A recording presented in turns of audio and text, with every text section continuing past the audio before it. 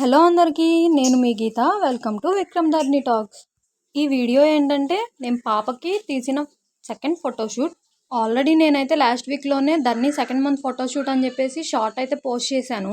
ఈ video shoot చేసిందైతే వినాయక చవితి రోజే షూట్ చేసేసాను. 10 to 15 days పైనే అవుతుంది. ఎడిటింగ్ అయితే త్వరగానే చేసేసాను, కానీ ఈ పిల్లలిద్దరితో కలిసి వాయిస్ ఓవర్ ఇవ్వడానికి అయితే చాలా టైం పట్టింది. సో సారీ అండి, ఈ వీడియో లేట్గా పోస్ట్ చేస్తున్నందుకు. ధర్ని అయితే వినాయక చవితి కంప్లీట్ అయిపోయిన నెక్స్ట్ డేనే థర్డ్ మంత్లోకి ఎంటర్ అయిపోతుంది.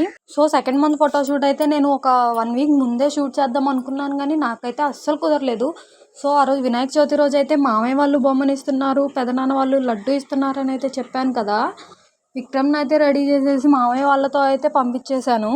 వీడియో షూట్ చేసుకోవడం కోసమని విక్రమ్ని టెంపుల్కి పంపించేస్తే ధర్నికి హెడ్ బాత్ చేయించేసి ధర్నిని రెడీ చేయడం అదంతా 1 hour టైం అయితే పట్టింది. 1 hourలోగా అయితే విక్రమ్ అయితే ఇంటికి కూడా వచ్చేసాడు. విక్రమ్ వచ్చే వరకు అయితే ధర్ని కూడా చక్కగా నిద్రపోయింది. విక్రమ్ వచ్చిన దగ్గర నుండి అయితే విక్రమ్ ధర్ని ఇద్దరు కలిసి ఏడవటం స్టార్ట్ చేశారు. చేస్తే ఇద్దరు అల్లరి చేస్తారు, లేదంటే ఇద్దరు సైలెంట్గా అయితే ఉంటారు. వాళ్ళు అల్లరి చేస్తుంటే ఎలాగోలా కంట్రోల్ చేసుకుంటూ షూట్ చేయడం అయితే స్టార్ట్ చేసేసాము. ఈ వీడియో చేయడానికి నాకన్నా అయితే మా సిస్టరే ఎక్కువ కష్టపడింది. నేను ధర్నిని పట్టుకుంటే ఒకవైపు వాడిని ఆడిస్తూ తనే నిన్నైతే చేయనివ్వడలే, కానీ నేను చేస్తాను లేవు అని చెప్పేసి నేను వీడియో షూట్ చేస్తుంటే మొత్తం తనే డెకరేట్ చేసింది. మేమైతే ఇలా బియ్యంతో అయితే గణేష్ థీమ్ అయితే సెకండ్ మంత్ ఫోటోషూట్గా అయితే తీస్తున్నాము. ఒకవైపు గణేష్, ఇంకోవైపు అయితే 2 అని రాసేసాము.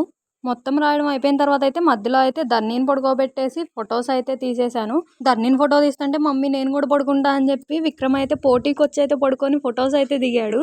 Thanks for watching. Please do subscribe.